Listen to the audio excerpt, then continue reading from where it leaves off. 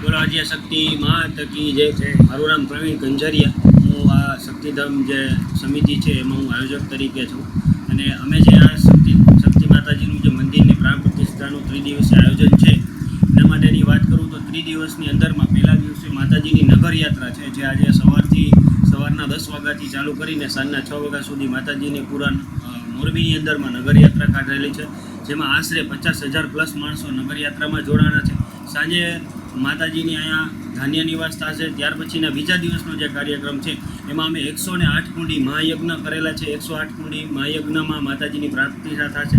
ત્રીજા દિવસે માતાજીનો મહાપ્રસાદ છે જેમાં સમગ્ર મોરબી સતવારા સમાજ જ્ઞાતિ એટલે કે મોરબીની અંદરમાં 70,000 પ્લસ અને આજુબાજુના ગામડાઓમાં વસતા સતવારા સમાજના તમામ જે સમાજના આગેવાનો છે એ બધાએ સાથે મળી અને માતાજીનો પ્રસાદ એકસાથે લે તો 1 લાખ પ્લસ માતાજીના પ્રસાદનું આયોજન કરેલ છે।